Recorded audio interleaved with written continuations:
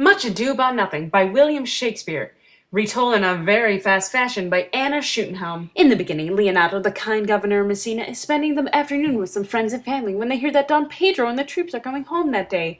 Everyone's overjoyed and gets ready to welcome them home. Don Pedro, Benedict, Claudio, and Don Pedro's evil brother Don John all come to Leonardo's house. Benedict and Beatrice share one of their many "I'm better than you" fights while Claudio is struck by Hero's beauty. Claudio proclaims that he wants to marry Hero, and so Don Pedro plots to help Claudio win her hand. Don John, because he's just not so pleasant, plots to spoil the proposal because he just doesn't like how everyone is so happy. At the party, everyone's wearing masks and having a great old time. Benedict and Beatrice, not recognizing each other, share a dance, and Beatrice insults Benedict the whole time. Don John finds Claudio and tells him that his brother actually does love Hero. Claudio believes every word that he says and becomes very sad. Talk about gullible.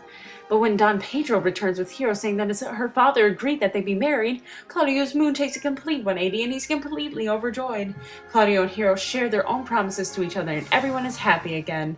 Once Beatrice and Benedict leave the party, Don Pedro, Claudio, Hero, and Leonardo all set up a plan to get Beatrice and Benedict to fall in love with each other because they are so sick of their fighting. Don John, being the jerk that he is still set on making some mischief. He and his servant Borachio plot to set up a scene where it looks like Hero's making love to a different man, but really it will be Borachio making love to Margaret. Meanwhile, Benedict is walking through Leonardo's garden, hears his friend say that Beatrice is in love with him, and he becomes the happiest man alive. He plans on being nice to Beatrice from now on by loving her in return. Later, Beatrice is walking through the garden and she hears her friends talking. She listens while hiding and hears that Benedict is in love with her. Beatrice flies to Cloud 9 and now she can't stop thinking about Benedict. Wow, the plan has worked and now Benedict and Beatrice love each other. They just both don't know it yet. Don John takes Don Pedro, Benedict, and Claudio to Hero's balcony, and his plan works. Claudio is overtaken with sadness and anger and plans to not confront Hero until the day of the wedding so that he can completely humiliate her. On the day of the wedding, Claudio proclaims to everyone what happened and says that he will not marry Hero.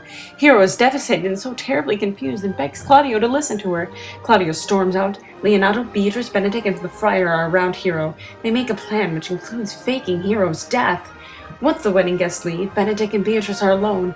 They both profess their love to each other for the first time. Benedict says that he will duel Claudio for having done such a terrible thing to Hero.